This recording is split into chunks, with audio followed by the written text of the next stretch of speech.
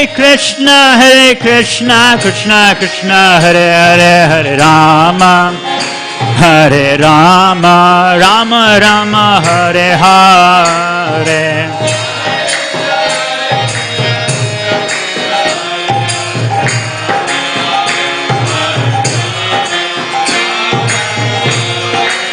Hare Krishna, Hare Krishna, Krishna Krishna, Hare Hare, Hare Rama, Hare Rama, Rama Rama, Hare Hare.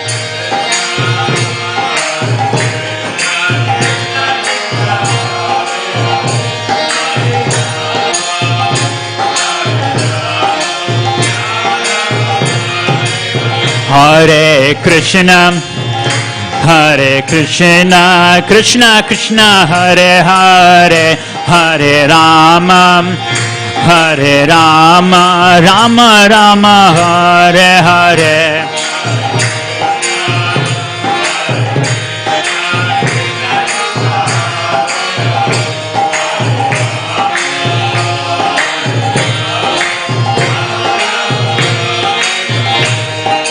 Hare Krishna, Hare Krishna, Krishna Krishna, Hare Hare, Hare Rama, Hare Rama, Rama Rama, Hare Hare.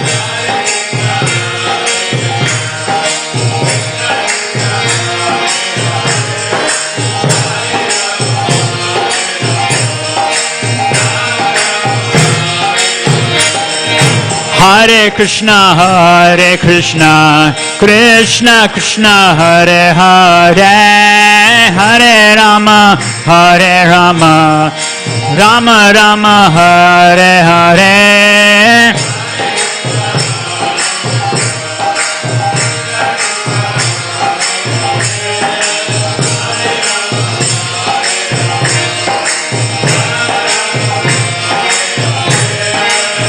Hare Krishna, Hare Krishna, Krishna Krishna, Hare Hare, Hare Rama, Hare Rama, Rama Rama, Hare Hare.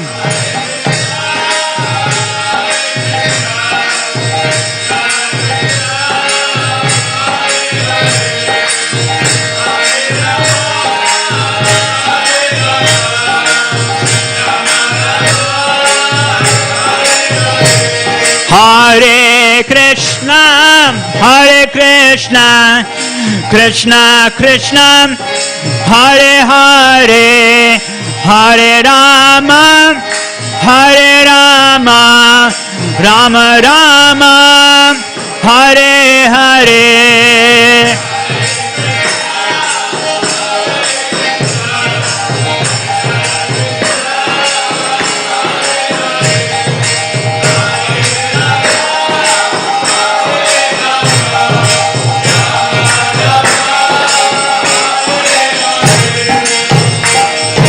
Hare Krishna, Krishna Krishna, Hare Hare, Hare Ram, Rama Rama, Hare Hare.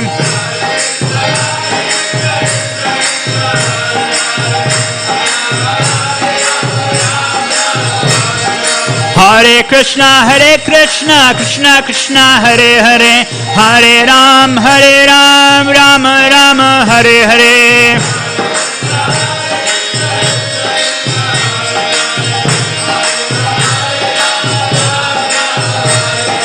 Hare Krishna, Krishna Krishna, Hare Hare, Hare Ram, Ram Ram, Hare Hare.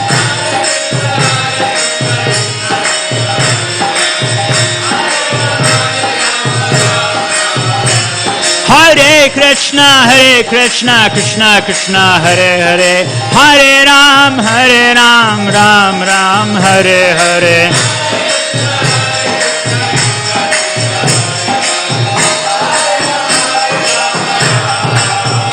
Hare Krishna, Krishna Krishna, Hare Hare, Hare Rama, Hare Rama, Rama Rama, Hare Hare.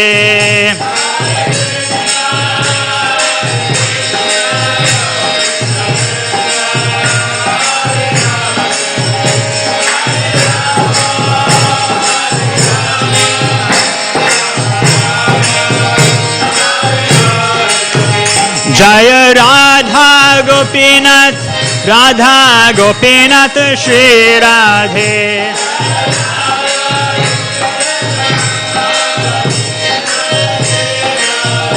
Jaya Prabhupada, Prabhupada, Prabhupada, Jaya Prabhupada.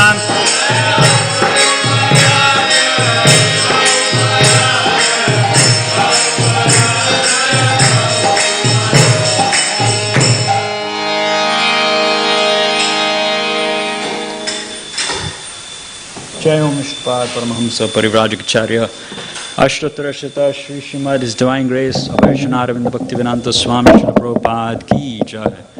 Jai Om Vishnupada Paramahamsa Parivrajacharya Ashtatarashita Shri Srimad His Divine Grace Srila Bhakti Siddhanta Saraswati Thakur Maharaj Prabhupada Ki Jai. Anantakoti Vaishnavrinda Ki Jai. Namacharya Srila Haridas Thakur Ki Jai. Samaveta Gaur Bhaktavrinda Ki Jai. Grantaraj Srimad Bhagavatam Ki Jai. Jai Nitai Gaur Premanande.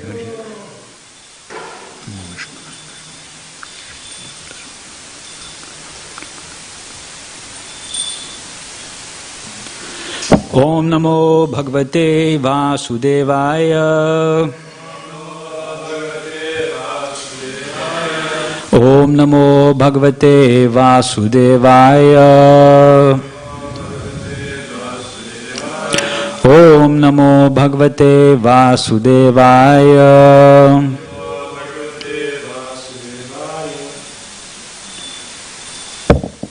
So today we're reading from Canto 3, Chapter 2, entitled Remembrance of Lord Krishna, text 14.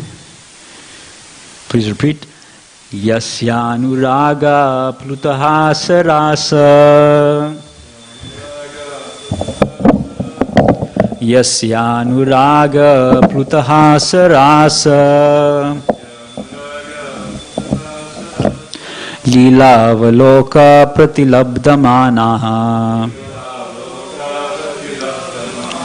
Leelavaloka pratilabdhamanaha. Vrajastriya drigbiranu pravritta.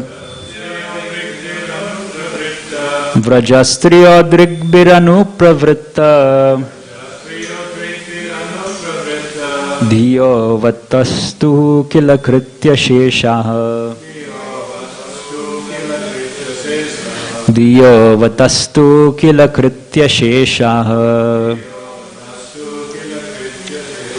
Yasyanuraga plutaha sarasa. Leelavaloka pratilabdhamanaha. Vrajastriya drigbiranu pravritta. Dhiyo vatastu kila kritya sheshaha. Yasyanuraga plutaha sarasa.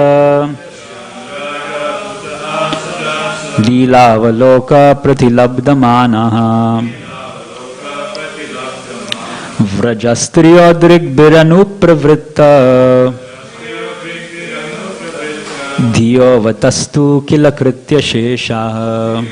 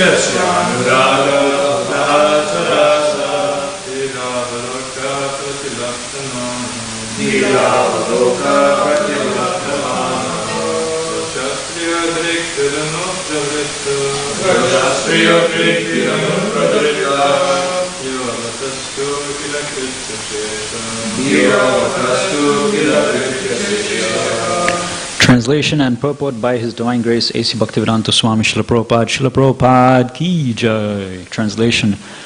The damsels of Vraja, after pastimes of laughter, humor, and exchanges of glances, were anguished when Krishna left them. They used to follow him with their eyes, and thus they sat down with stunned intelligence and could not finish their household duties. Purport. In his boyhood at Vrindavan, Lord Krishna was notorious as a teasing friend in transcendental love to all the girls his age. His love for them was so intense that there's no comparison to that ecstasy. And the damsels of Vraja were so much attached to him that their affection excelled that of the great demigods like Brahma and Shiva. Lord Krishna finally admitted his defeat before the transcendental affection of the Gopis and declared that he was unable to repay them for their unalloyed affection. Although the Gopis were seemingly anguished by the Lord's teasing behavior, when Krishna would leave them, they could not tolerate the separation and used to follow him with their eyes and their minds. They were so stunned by the situation that they could not finish their household duties. No one could excel him, even in the dealing of love exchanged between boys and girls. It is said in the revealed scriptures that Lord Krishna personally never goes beyond the boundary of Vrindavan. He remains there eternally because of the transcendental love of the inhabitants. Thus, even though he is not visible at present, he is not away from Vrindavan for a moment. Om Jnanatimirandasya Jnananjana Shalakaya Chakshurun Militam Yena Tasmai Shri Gurave Namaha Shri Chaitanya Manobishtam Stapitam Yena Bhutale Swayam Rupa Kada Mahyam Dadati Swapadantikam Vandeham Shri Guru Shri Utapada Kamalam Shri Gurun Vaishnavamscha Shri Rupam Sagrajatam Sahagana Raghunathanvitam Tam Sajivam Sadvaitam Savadutam Parijana Sahitam Krishna Chaitanya Devam Shri Radha Krishna Padan Sahagana Lalita Shri Vishakhanvitamscha Hey Krishna Karuna Sindhu Dinabandho Jagatpate Gopesha Gopika Kanta Radha Kanta Namostute Tapta Kanchana Gaurangi Radhe Vrindavaneshwari Vrishabhanu Sute Devi Pranamami Hari Priye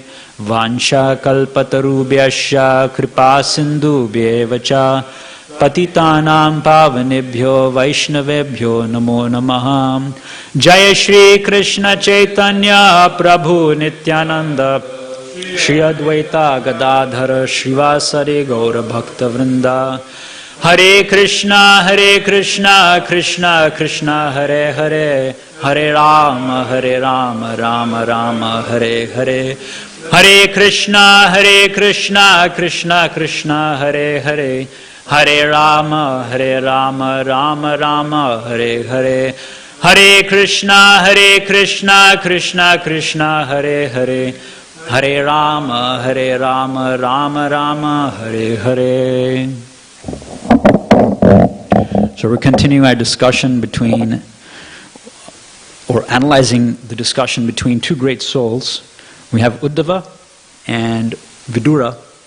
Vidura is, he's someone that's recently left home because of his interaction between the Kurus, and he didn't like that. So he's left and he's taking you could say Vanaprastha, and he's touring all the places of pilgrimage, and he comes across Uddhava.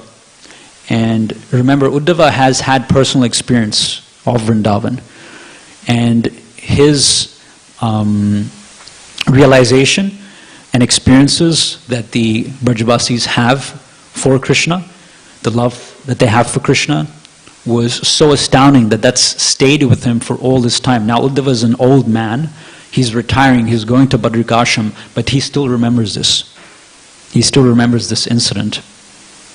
And the special qualification of Vidura was that he's adrita, he's very eager to listen, and Uddhava has realized, na sato vidyate bhavo, na bhavo vidyate sata, ubayaro api drishtantas, tvainayas tattvadarshibhi.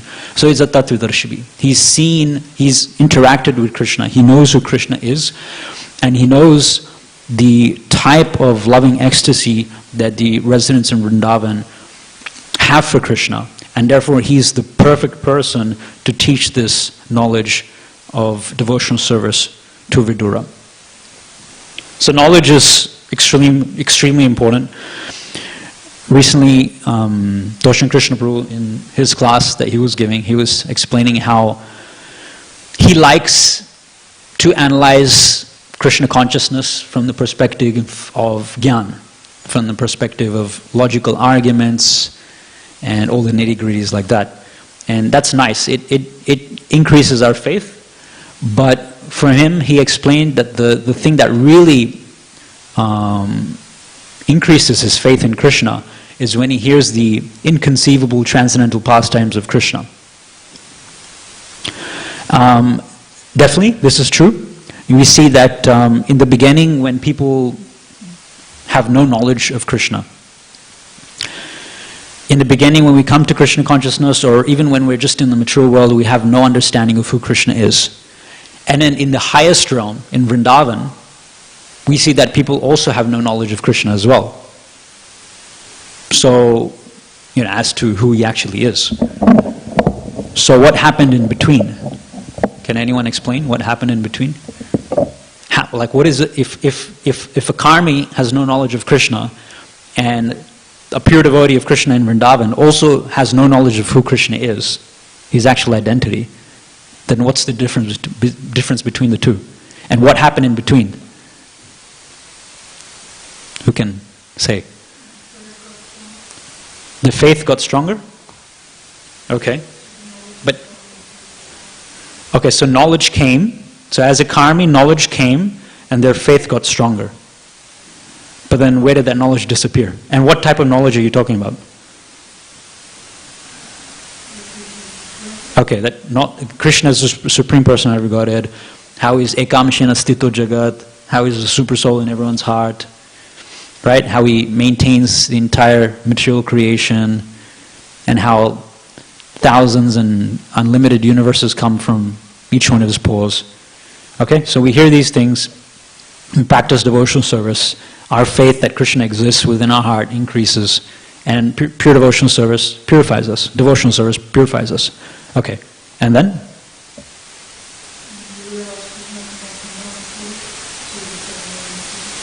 Okay, so you understand that Krishna is God.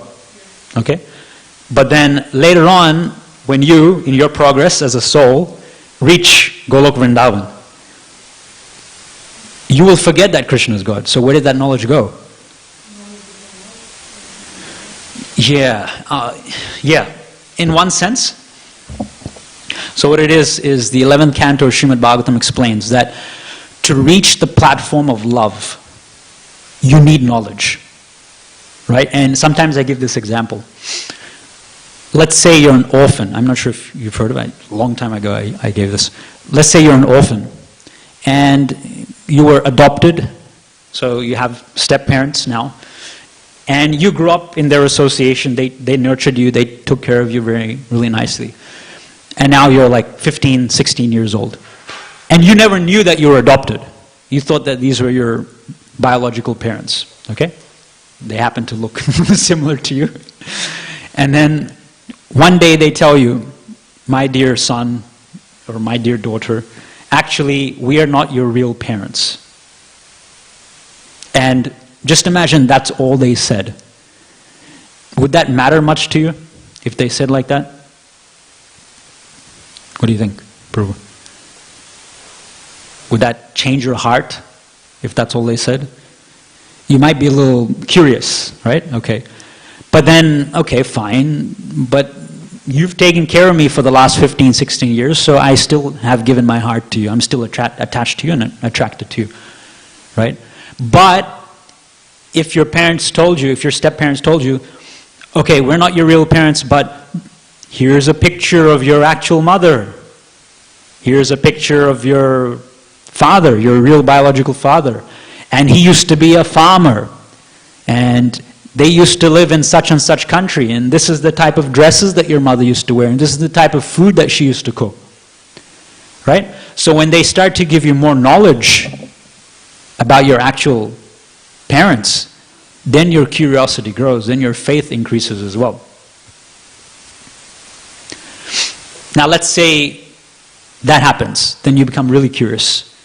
Then, you know, your father was a millionaire or something like that. Okay, so let me go out and find my father. I'm curious now, I have knowledge about him.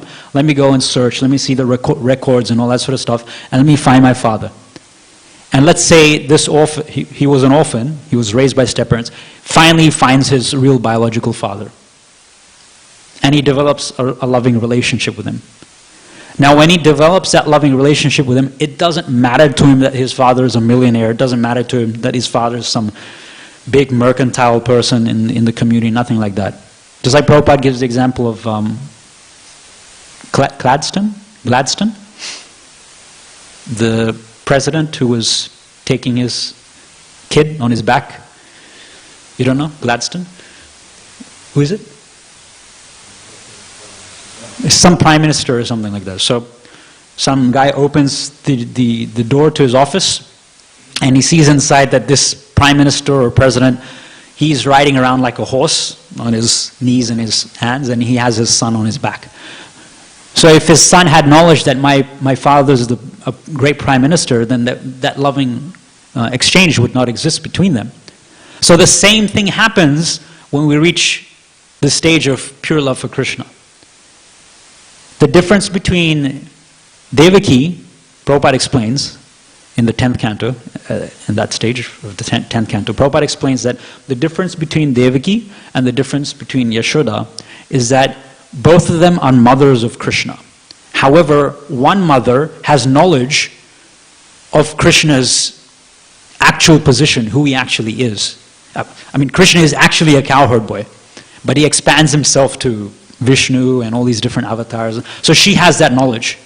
And she had to be convinced by Krishna that he is actually her son by first appearing as Vishnu with 4 arms.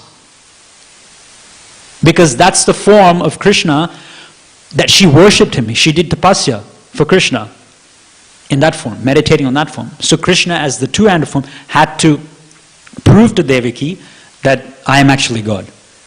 But on the other hand, Yashoda, she was fast asleep by the influence of Yoga Maya when Vasudeva swapped the babies around and took Yoga Maya back to Mathura, right?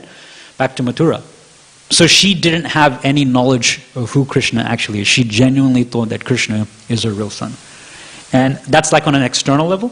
But then if you look at it a bit more analytically, you'll see in Bhagavatam it also says that Devaki and Vasudeva were actually not originally Krishna's mother and father.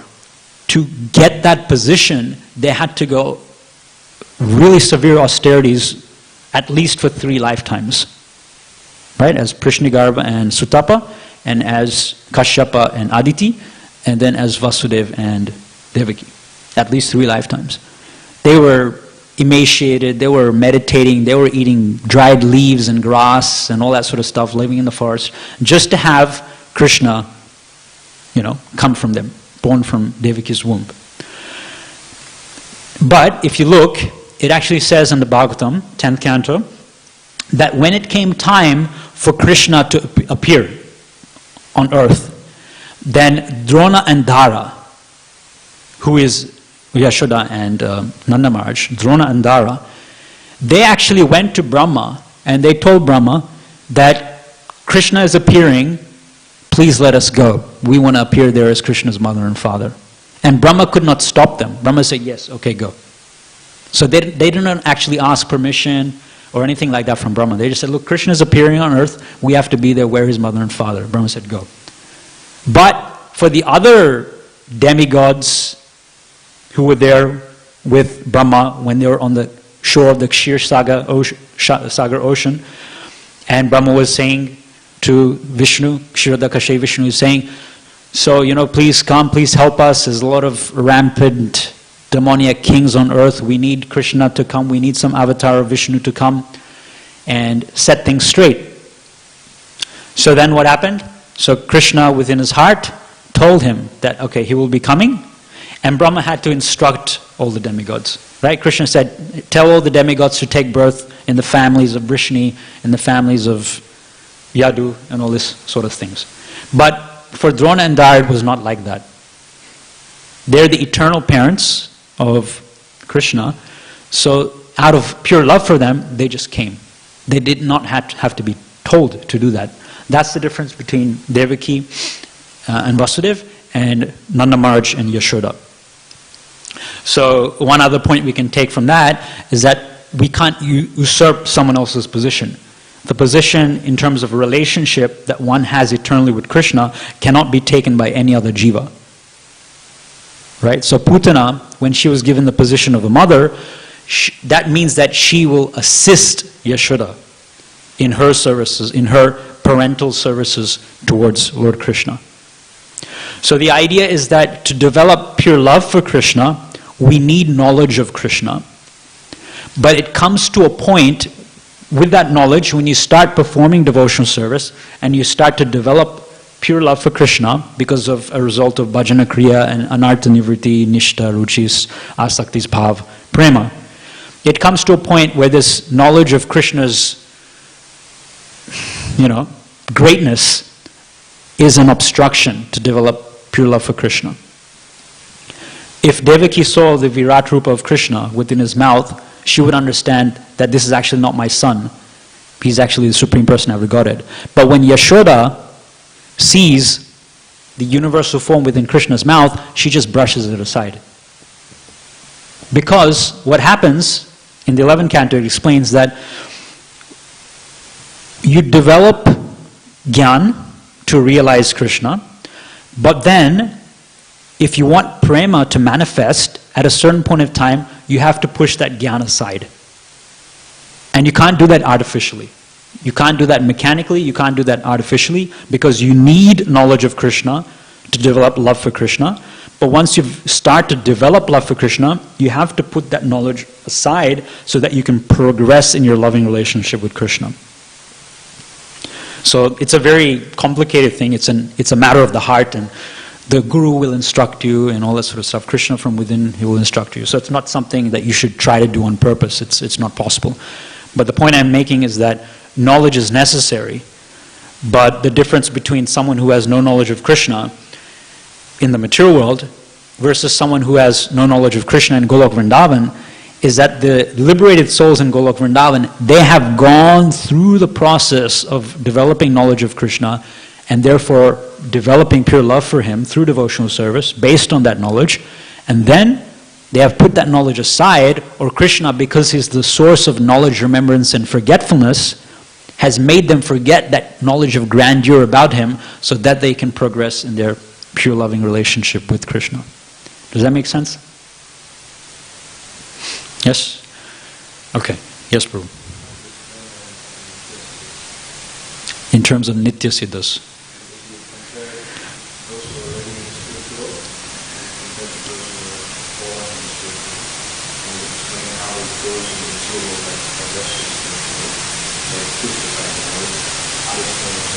So Nitya Siddhas are jivas who are eternally liberated. By you saying when they come down to the mature world? No, I'm saying you explain the situation in terms of the beginning they have developed the knowledge, then coming to the stage of me. Mm-hmm. And you're saying that they have to slowly give up that knowledge to develop, right? But in understand that Nitya Siddhas has both. Yeah, but I'm talking about the Nitya Siddhis in Golok Vrindavan. They have knowledge of Krishna in the sense that Krishna is a cowherd boy, he's the most attractive person. Krishna during the daytime, he goes to the forest to tend his cows. That's the knowledge that they have of Krishna. They don't have the knowledge of Krishna in the sense that, Srimati Radharani and the Gopis, they don't want to have the knowledge of what Krishna is doing in Mathura, or Dwarka with his queens. They don't want to think about that.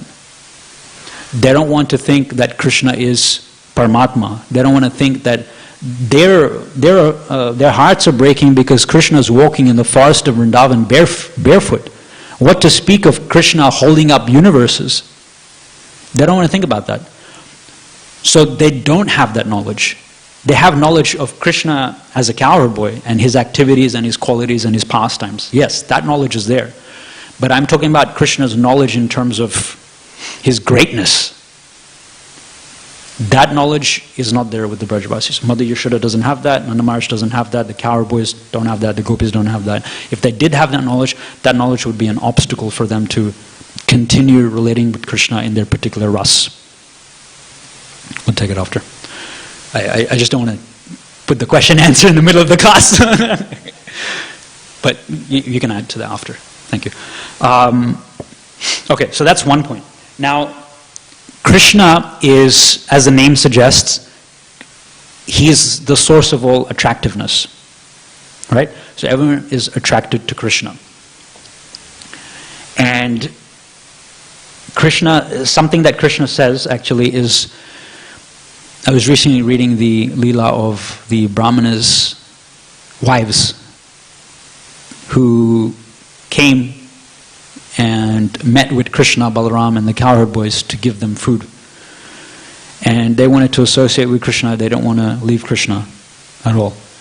Because they had heard about Krishna, right, from the women folk in Brajabhumi, the women who came to sell things to them and stuff like that. They had heard about Krishna, so they heard attentively and they developed love and affection for Krishna.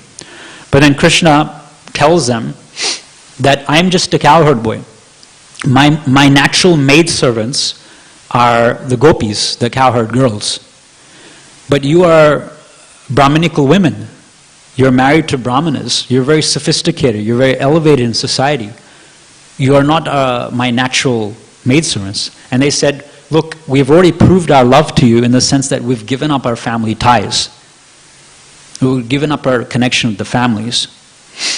But the example given is that when Krishna tells them, Shravanad, Darshanad, Dhyanad, Mai Bhavo Anukirtanad, then he says, Mai Bhavo Anukirtanad, Na tata sanikarshena pariyata tato grihan. So this particular exact verse is repeated twice in Srimad Bhagavatam. And what Krishna is telling them, and both in this very same circumstance. So in this circumstance, what's happening is Krishna is telling the Brahmana's wives, Shravanat, Darshanat, Dhyanat, Mai Bhava Anukirtanat. It is by Shravan, it is by hearing about me, it is through Darshanat, it is through taking darshan of me, and specifically the translation says darshan of the deity of Krishna. Dhyanat, it is through meditating about me, and Mai Bhava Anukirtanat, through loving sentiment for me, glorifying me. By japa, by Krishna Katha, by doing kirtan and bhajan. It is by these four ways that one actually develops affection and love for Krishna. And Krishna tells them, Na tata sanikarshena pariyata tato grihan. He says, you can't develop love for me that easily being in my association. Sankarshana. Sankarshana means togetherness. Right? Just like Balaram was called Sankarshan because he joined the families together. Right? So Nanda Maharaj's family and Vasudev's family, he joined them together through his presence, through the presence of Rohini in Vrindavan. That's why he's called Sankarshan. So that word means togetherness. So na tata sanikarshana pariyata tato grihan. So therefore go home and engage in meditating on me, glorifying me, like that. So what happens is he says that to the Brahmana's wives, and they actually listen to him. They actually go away. They follow Krishna's instructions. But however, I think it's 1 year later, when Krishna is getting ready for the rasa dance, and before that, the gopis come and they meet Krishna in the dead of night, in the middle of the forest, giving up their families. They come and they meet Krishna. And Krishna says exactly the same thing. Shravanat darshana dhyanat mai bhavana kirtanat na tata sanikarshana paryatatato grihan. Do you think that they listen to Krishna? They don't listen to Krishna. Because these two things are reciprocal. Love of Krishna in separation, and love of Krishna in connection with him. Sambhog and vipralamba. These two things go hand in hand.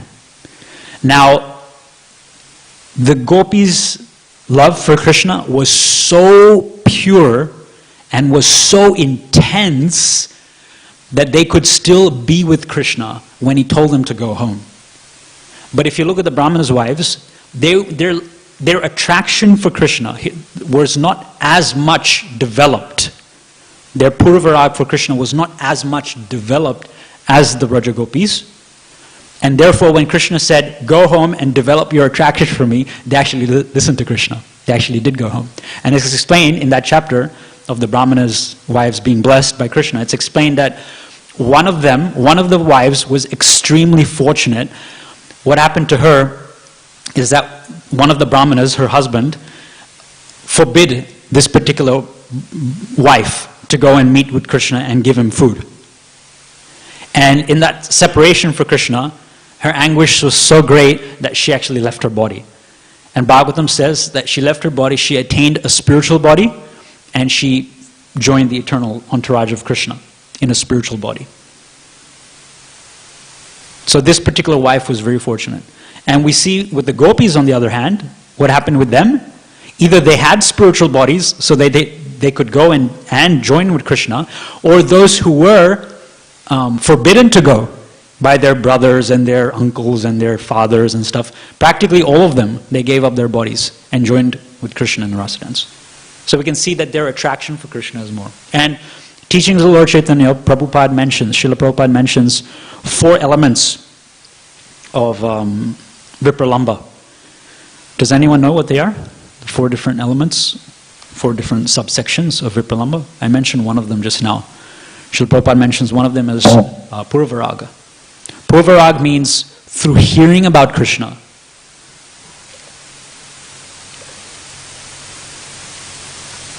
Here Prabhupada is saying, although the gopis were seemingly anguished by the Lord's teasing behavior, when Krishna would leave them, they could not tolerate the separation. He used to follow them with their eyes and their mind.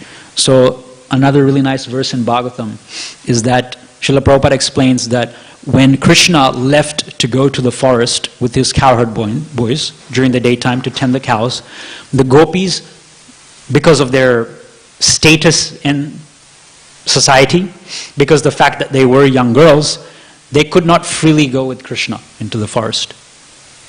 So they went to the forest with Krishna with their eyes and their minds. And Shukadeva Goswami recites a really nice verse. Barha pidam natavara vapu karnayo karnikaram bibradvashat kanaka kapisham vaijayantim chamalam randran venu rudara sudaya puravat kopa vrindair vrindaranyam swapada ramanam pravishad gita kirti. So the acharyas explained that this particular verse best describes Krishna's activities, his form in Vrindavan. So this is the meditation of the gopis as Krishna enters the forest. So it says, Barha pidam natavara vapu. Krishna is going into the forest wearing a beautiful peacock feather. Natavara vapu. He's not walking into the forest. Natavara vapu means the form of an expert dancer. As Krishna is walking into the Vrindavan forest with his cowherd boys, okay, he's not walking. As it said, Natyam Gamanam, it says in the Brahma Samhita. it says that in the spiritual world, every step is a dance. So what to speak of Vrindavan? What to speak of Golok Vrindavan? When Krishna's tending to his cows and his calves, he's going in, he's dancing with his cowherd boys. He's dancing his way into the forest. Karanayo Karnikaram. Behind his ear are beautiful flowers, beautiful bluish flowers, very fragrant flowers. So Krishna, if you look at that bhajan, Yashomati Nandan, there one of the names to describe Krishna is Suvasa. You know what that means, Suvasa? What does it mean, Prabhu? Anyone know? I can't remember. Expert dresser. So we can see how nicely Gopinath is dressed today. Right? So Krishna is the expert dresser, Suvasa. So there he is, Gopinath is walking into the forest of Vrindavan with his cows and his cowherd boys with karnikara around his ears, bluish flowers in his ears. Bibrad vashat kanaka kapisham vaijayantim chamalam. So he's expertly dressed and he's wearing that famous victory garland called the Vaijayanti, which I think has 5 different types of flowers in it, and it reaches Krishna's ankles, knees or ankles? Knees. Okay, so Gopinath's garland, if you observe, is also, it's resembling the Vaijayanti garland as well. It's a very long garland. If you compare his garland, obviously with Srimati Radharani's, his garland is much longer. So that's the Vaijayanti garland. Then Randran Venur Udara Sudaya Puravad Gopa Vrindair. Into the flute, into the holes of the flute that he's holding, he's pouring the nectar of his lips into that flute. And he's playing a really beautiful melody, attracting all the residents, the Chara and the Achara, the moving and the non-moving residents of Vrindavan. The moving residents are becoming still. The still residents are moving, right? The trees are bending down and they're giving their fruits. Right? Their branches are laden with heavy fruits and they're giving that to Krishna. Now where have you seen a tree do that? When you're walking through a forest. When you're walking through the Minamara forest, rainforest, Ishwaresh before you became a devotee, with the trees bending down. Okay, so they weren't. So they do that in Vrindavan. That's the result of listening attentively to Krishna, Krishna's flutes. Okay, and then the last verse is Vrindaranyam Swapada Ramanam. He's walking into the Vrindavan forest with his own swapad, with his own 2 feet, bare feet, because in Vaikuntha, Lord Narayan wears slippers, but Krishna doesn't wear any slippers. In fact, Krishna's footprints are so much glorified in Vrindavan that if even the cows or the animals see Krishna's footprints on the dust of Vrindavan, on the floor of Vrindavan, they respect them so much that they don't step on it. So Krishna's footprints eternally are imprinted there in the land of Vrindavan. Gita Kirti, while he's dancing his way into the forest, he is simultaneously hearing his own glorification by the cowherd boys. So this is Purvarag. By listening attentively to Krishna, so I'll just go through these 4 and I'll finish. By attentively hearing Krishna, just like the Brahmana's wives, they had attentively heard about Krishna, therefore they developed their love for Krishna, and they were attracted to him. When Krishna and Balaram came nearby, they went and gave them their food that they had cooked. Rukmini had also not seen Krishna, but she had heard about Krishna. From Narada Muni? Yes. Yes, Narada Muni. This is called Purvarag. Purvarag means developing your attraction for Krishna by attentively hearing about him.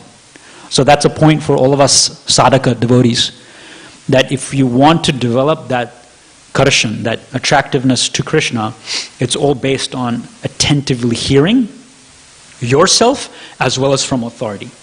When you're doing your sadhana, your japa and all that, hear attentively, then your progress will be very fast and quick, and at the same time hear from authoritative sources. Hear from your guru, hear from Srila Prabhupada, like that. That's Purvarag.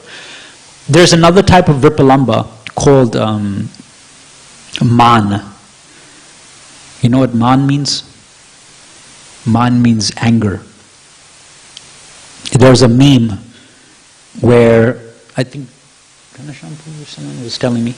someone was telling me. So when you're angry with someone, you yell at them, right? But they're right in front of you. So why are you yelling? Can't they hear you? Right? Usually you yell if someone is far away and you want them to hear you, then you yell. Hey, come over here, like that. But the person that you hate, the person that is inimical, you feel inimical towards, you're acrimonious with, they're standing right beside you and you're yelling at them. Why?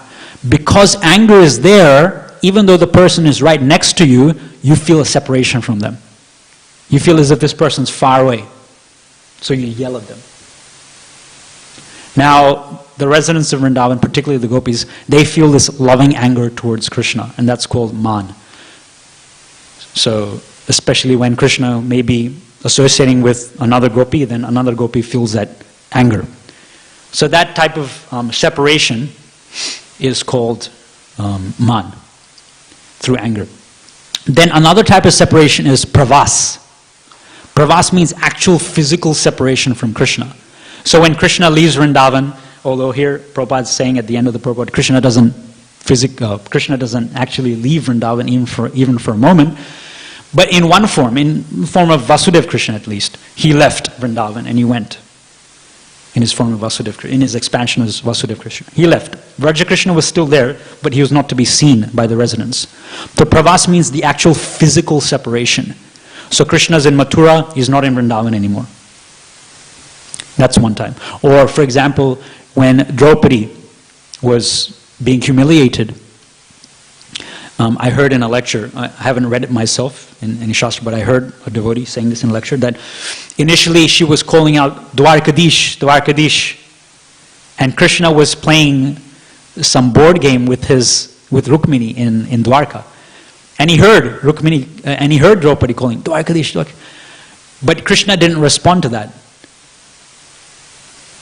Because for someone to come from Dwarka all the way to Hastinapur, it takes some time. So Krishna didn't respond, because it would have taken some time for Krishna to come to Hastinapur to intervene in the situation. But then out of great desperation, when Draupadi yelled out, Govinda, Govinda, then Krishna came immediately. Right? So that separation, I'm just talking about the separation aspect there. When you actually think that Krishna is far away from you, he may be far away from you, but he's also within your heart. But that actual physical separation, that's called pravas. So that's another type of ripalamba. And I really like this one. It's called, the fourth one is called Pram of Vaishitya. Does anyone know what that one is? Pram of Vaishitya? The lover is in your association, but you still feel separation from them.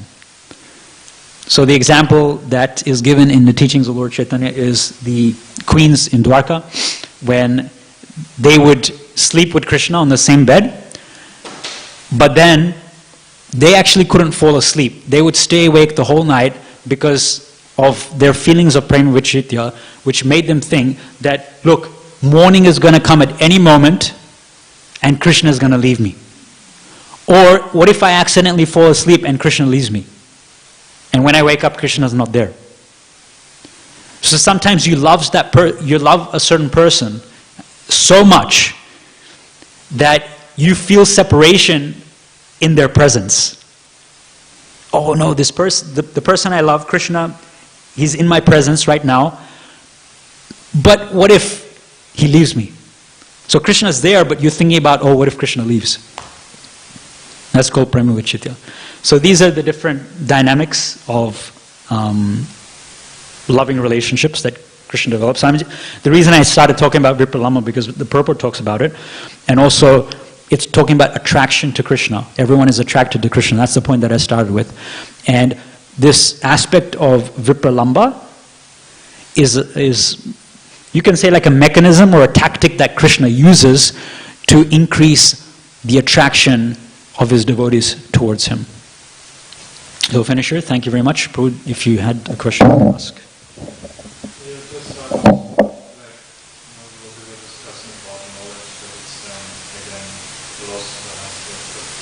like, you can say, when the knowledge is always there, but in the material world we cover self and all, and the aspects sort of love.